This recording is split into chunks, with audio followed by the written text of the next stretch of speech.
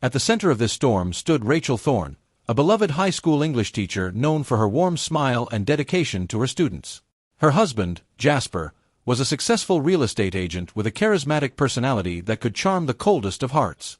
They seemed like the perfect couple, often seen holding hands at the local farmers market or cheering together at Friday night football games.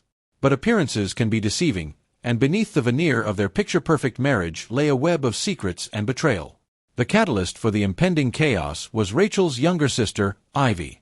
10 years Rachel's junior, Ivy had always been the wild child of the family, flitting from one adventure to another across the country. Her recent return to Springfield had stirred up old tensions and awakened new desires.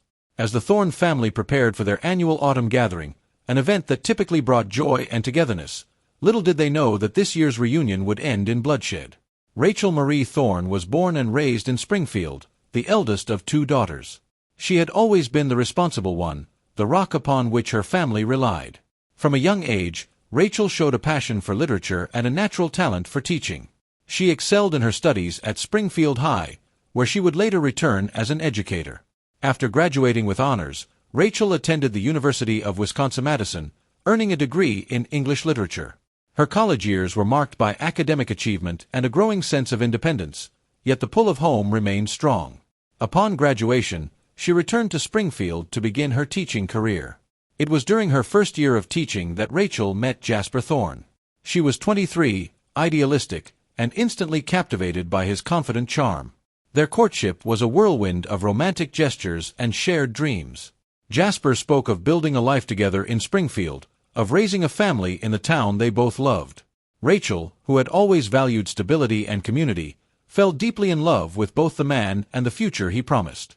They married after a year of dating in a ceremony that the town still talked about years later. Rachel threw herself into being the perfect wife, just as she had been the perfect daughter and student. She balanced her teaching career with supporting Jasper's ambitions, always putting others before herself. For years, she believed she had achieved the happily ever after she had always dreamed of, unaware of the cracks forming in the foundation of her marriage. Jasper Thorne came from old money. His family was among the founders of Springfield, and the Thornes had a reputation for being charming, successful, and slightly dangerous. Jasper grew up with the weight of these expectations on his shoulders, the pressure to maintain the family legacy ever present. As a child, Jasper was known for his mischievous smile and his ability to talk his way out of trouble. These traits served him well as he grew into a handsome young man with a silver tongue. He breezed through high school more on charm than academic effort, and while he attended college, he never quite found his passion in academics. He returned to Springfield after a lackluster college experience. Jasper joined his father's real estate firm and quickly proved to have a natural talent for sales. His charisma and local connections made him one of the top agents in the county. Jasper reveled in his success, enjoying the status and admiration it brought him. When he met Rachel, Jasper saw in her everything he lacked: stability, intellectual depth, and genuine goodness. He pursued her with the same intensity he applied to closing a difficult sale. In Rachel, he believed he had found the missing piece that would make him truly worthy of the Thorne name. Yet beneath Jasper's polished exterior lurked insecurities and desires he couldn't quite quell. The thrill of the chase, whether in business or his personal life, was something he found hard to resist. As the years passed, the excitement of his marriage to Rachel began to wane, leaving him vulnerable to temptation. Ivy Carson had always been a free spirit, much to the chagrin of her parents and the fascination of the townspeople. 10 years younger than Rachel, she grew up in her sister's shadow, constantly compared to the golden child of the family. Where Rachel was studious and responsible, Ivy was creative and impulsive. After a tumultuous adolescence marked by rebellious behavior and family arguments, Ivy left Springfield the day after her high school graduation. 4 years, she drifted from city to city, taking odd jobs and chasing dreams of becoming an artist. Her family received sporadic updates, a postcard from Seattle, a phone call from Miami, always with the promise that she was on the verge of something big. Ivy's return to Springfield came as a surprise to everyone, including herself. At 28, with her dreams of artistic success unfulfilled and her savings depleted, she found herself back in her childhood bedroom. She took a job as a barista at the local coffee shop, her exotic experiences and worldly attitude causing quite a stir among the locals. Readjusting to small-town life was a challenge for Ivy. She felt stifled by the familiarity and judgment she perceived from every corner. It was in this state of restlessness and vulnerability that she reconnected with her brother-in-law, Jasper, setting in motion the events that would lead to tragedy. The first inkling of trouble came to Rachel on a mundane Tuesday afternoon. She was grading papers in her classroom, the autumn sun casting long shadows across the empty desks, when she noticed a text message notification on Jasper's linked iPad, which he had left at home. It was from Ivy, a simple message that read, "Can't wait to see you later, same place." The words themselves were innocent enough, but something about the tone set off alarm bells in Rachel's mind. Over the next few weeks, Rachel found herself paying closer attention to the little details she had previously overlooked. Jasper's late nights at the office became more frequent. He was protective of his phone, always keeping it face down or in his pocket. Ivy, who had been a frequent visitor to their home since her return, suddenly became scarce, offering vague excuses when invited to family dinners. Rachel tried to rationalize these changes, telling herself she was being paranoid. After all, Jasper and Ivy had always gotten along well. It was natural for them to be friends, wasn't it? But the knot in her stomach grew tighter with each passing day. The definitive proof came on a rainy Saturday afternoon. Rachel had decided to surprise Jasper at his office, thinking she might convince him to knock off early and enjoy a rare weekend together. As she approached the real estate agency, she saw Jasper's car parked in its usual spot. But as she drew closer, she noticed another familiar vehicle, Ivy's beat-up Volkswagen Beetle, parked discreetly around the corner. Heart-pounding, Rachel approached the office building. Through the rain-streaked window, she could make out two figures in Jasper's private office. They were embracing, their silhouettes merging into one. As Rachel watched, frozen in disbelief, her world shattered. Rachel didn't confront them. Instead, she retreated to her car, her mind a whirlwind of emotions. Anger, betrayal, and a deep aching sadness warred within her. She drove aimlessly for hours, eventually finding herself parked at the edge of Lake Springfield, where she and Jasper had shared their first kiss. As the reality of the situation sank in, Rachel's initial shock gave way to a cold, calculated anger. Memories flooded her mind, Jasper's late nights, Ivy's awkward behavior, the knowing looks she had dismissed from town gossips. How long had this been going on? How could her own sister, her flesh and blood, betray her like this? In that moment, staring out at the still waters of the lake, something shifted inside Rachel. The kind, forgiving teacher was replaced by a woman scorned, determined to make the betrayers pay for their actions. She thought of the upcoming family gathering, an event that had always been a source of joy. Now, it presented an opportunity, a chance to expose Jasper and Ivy's deceit in front of everyone they knew. As Rachel drove home, her mind was already formulating a plan. The annual Thorne family gathering would be the perfect stage for her revenge. Little did she know, her decision would set in motion a chain of events that would end in tragedy. In the days following her discovery, Rachel moved through her daily routine like a ghost. Her mind constantly churned with plans for revenge. She maintained a facade of normalcy, smiling at her students, exchanging pleasantries with colleagues, and even managing civil conversations with Jasper. But beneath this calm exterior, a storm was brewing. Rachel's plan centered around the annual Thorne family gathering, scheduled for the following weekend. She said, her voice cold and unwavering. The words hung in the air like a dagger, striking at the very heart of the Thorne family. The silence that followed was deafening, the tension thick and palpable. Rachel's eyes were fixed on Jasper, who was still trying to comprehend the depth of his betrayal. His face was a mask of shock, guilt, and shame, but he didn't dare look at Ivy. He could feel the weight of the room's collective judgment pressing down on him, suffocating him. Ivy, on the other hand, was crying openly, her hands shaking as she tried to wipe away the tears. She had never imagined her reunion with her sister would end like this. The family was in disarray. Uncle Theo's anger boiled over, and he stood abruptly, shaking his head in disbelief. "Rachel, you had no right to do this," he snapped, his voice trembling with fury. "This isn't the place for this kind of accusation." But Rachel stood her ground, her eyes never leaving Jasper and Ivy. "You all deserve to know the truth," she said, her voice steady. "The people you trust, the people you think are loyal, are the ones who tear everything apart. And today, the truth is finally out." Aunt Beatrice, who had been silent up until this point, let out a sob, her hand clutching her chest as if the pain was physical. "Rachel, This is your family. You can't destroy everything just because you're hurt. We've all been through so much together, and this is how you repay us." But Rachel wasn't listening anymore. Her words were a weapon, her pain giving her the strength to lash out. She turned to Ivy. "You've always been the reckless one, haven't you?" she said, her voice dripping with disdain. "Chasing dreams that were never yours, hiding in the shadow of my success. And now, you've decided to ruin my marriage too." Ivy's sobs became more desperate as she looked around the table. She saw the anger and disappointment in her family's eyes, but she couldn't bring herself to deny it anymore. She had no defense, no excuse, and it was clear to everyone that she had been complicit in the betrayal. Rachel, her voice shaking now with emotion, took one last glance at her husband, who looked utterly defeated. "Jasper," she whispered coldly, "you thought I wouldn't find out. You thought you could hide your lies from me forever. But today, you've lost everything." The room was silent, except for Ivy's choking sobs. Jasper stood there, unable to say a word. He had no defense, no way to fix what he had done. He looked at his wife, his eyes filled with regret and fear, but also a deep sorrow, knowing that he had broken the one thing that had held his life together. As Rachel's words sunk in, the once celebratory atmosphere of the family gathering collapsed into a dark cloud of grief, betrayal, and anger.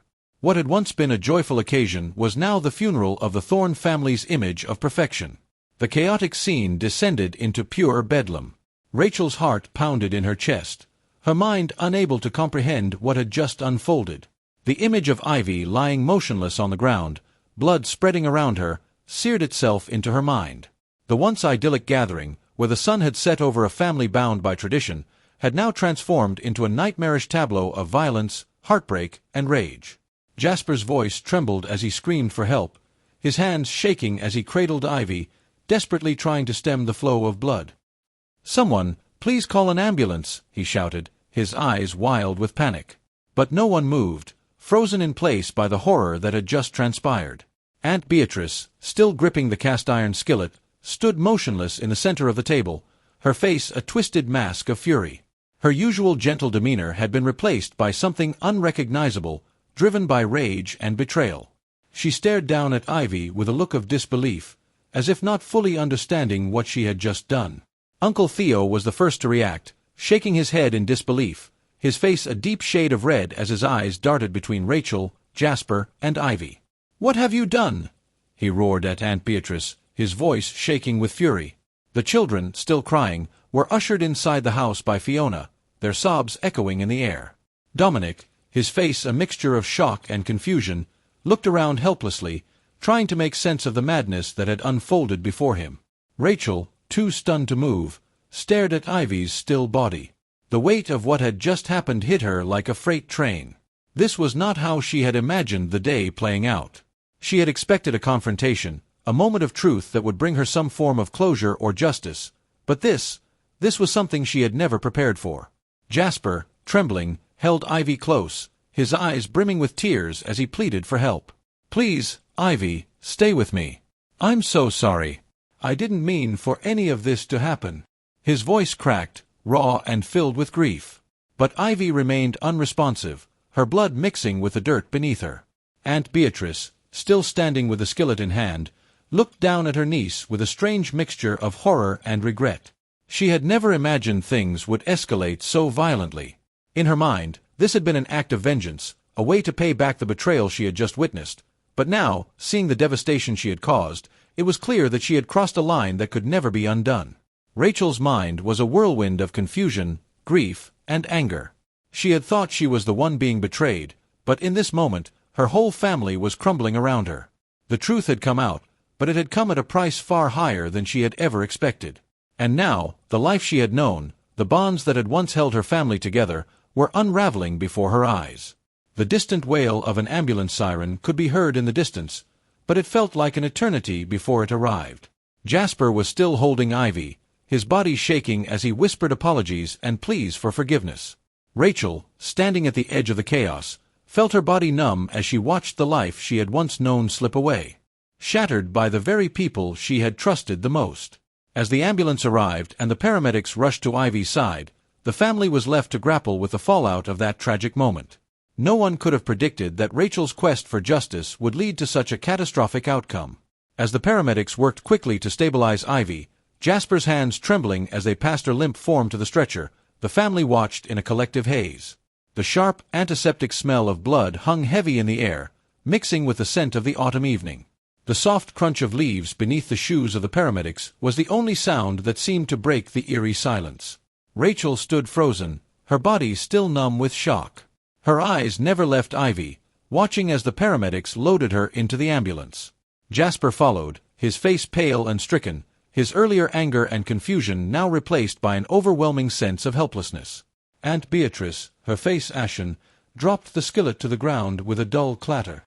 It seemed like the only sound that could break through the suffocating stillness. She stumbled back, her knees weak, and collapsed into a chair. "What have I done?" she whispered, her voice barely audible, tears streaming down her face. Uncle Theo, whose anger had been the first to flare, now stood in silence, his eyes distant. His once fiery demeanor had deflated, leaving only a bitter exhaustion in its wake. "We need to get out of here," he said, his voice low and strained. "All of us. This isn't a family anymore." His words hung in the air like a painful truth no one could deny. Dominic, still in shock, turned to Rachel. His expression was one of confusion and sorrow, but also an unspoken sense of guilt, as though he too was somehow responsible for the mess that had unfolded. "Rachel, he began, but she cut him off before he could finish. "Don't," Rachel said, her voice sharp and brittle. "Don't say anything. I don't want to hear it." She was seething with a mixture of pain and anger. The betrayal she had felt from Jasper and Ivy had been bad enough, but now, watching her family fall apart in front of her eyes, her sense of devastation had deepened. This was not the justice she had hoped for. Fiona returned from the house, her arms around her crying children, her own face pale and drawn. She stood at the edge of the chaos, looking at Rachel with a mixture of pity and concern. Is she going to be okay?" she asked, her voice trembling. She was clearly talking about Ivy, but there was an underlying question that was far larger. "Is anyone okay?" Rachel's eyes met Fiona's, but she said nothing.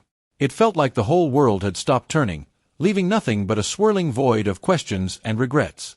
The ambulance soon disappeared into the distance, taking Ivy and Jasper with it. The family remained, an island of silence surrounded by the remains of a shattered gathering, half-eaten plates, spilled wine, and evidence of a long-buried turmoil finally brought to light. "Rachel." Uncle Theo spoke again, his voice softer this time. "You should come inside. We need to talk about what happened.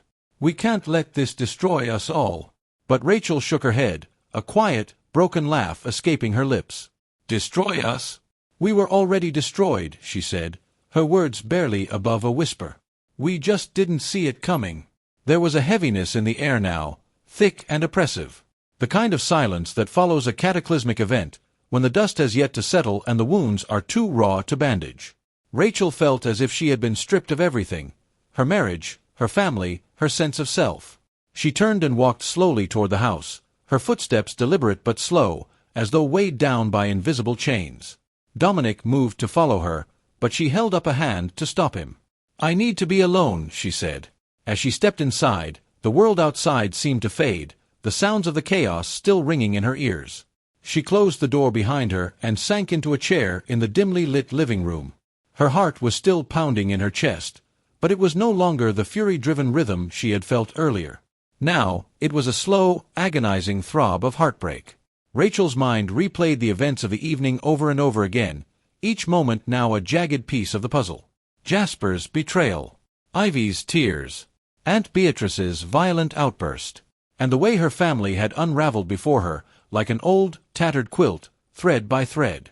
She buried her face in her hands, feeling the tears begin to fall. For a moment, she allowed herself to grieve, not just for Ivy, not just for Jasper, but for the life she thought she had. A life built on lies and secrets, betrayal and hurt. How could everything have come apart so quickly? Rachel knew she couldn't stay here, not in this house, not in this place filled with memories of a life that no longer existed. She needed space. She needed time to think. The battle she had fought for so long had ended, but the war, one she hadn't been prepared for, was only just beginning. And somewhere, deep inside, she knew that nothing would ever be the same again. The once idyllic image of the Thorne family was now a twisted, painful memory, and the repercussions of that fateful night would echo through Springfield for years to come. The town, known for its small-town charm and quiet streets, would forever bear the scars of the violence, betrayal, and tragedy that had unfolded within one of its most respected families. Days passed in a haze of funeral arrangements, lawyer meetings, and whispered conversations behind closed doors. Rachel's funeral was a somber affair. The church was filled with people who had once been her friends, her family, and even some former students. But there was no sense of closure, no real understanding of how everything had gone so wrong. Rachel's absence was felt deeply, her life and death now part of a tragic story the town would never forget. Jasper, now facing the consequences of his actions, was a shell of the man he once was. He sat alone in his prison cell, the weight of guilt and regret pressing down on him. He was haunted by images of Rachel, her face as she stood at the table, her voice shaking with betrayal, the sickening sound of Ivy's skull being struck, and the haunting memory of the discovery of Rachel's body. He had lost everything: his wife, his family, his freedom, and his dignity. But even in his darkest moments, the questions gnawed at him. Could he have done anything differently? Could he have saved Rachel from her heartbreak? Could he have stopped the chain of events that had led to this devastation? Ivy, for her part, had survived the attack. Her recovery was long and painful, both physically and emotionally. The traumatic brain injury she had sustained left her weak and vulnerable, and the path to healing was uncertain. Her once vibrant personality had been dimmed by the events of that night, leaving her a fractured version of the woman she had once been.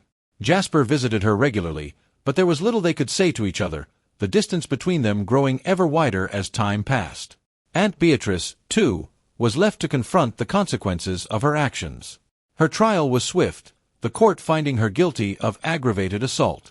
As she was led away in handcuffs, her frail figure was a stark contrast to the fierce woman who had once attacked Ivy with such primal rage. Her health, already fragile, was now in even greater decline, and the prospect of spending years in prison weighed heavily on her. Though she had expressed remorse for what she had done, her shame could not undo the damage. The rest of the Thorne family remained in hiding, choosing to avoid public life altogether. Dominic, who had discovered Rachel's body, struggled with his own guilt. He had been the one to find her, the one who had to inform the rest of the family, and the memory of that moment haunted him every day.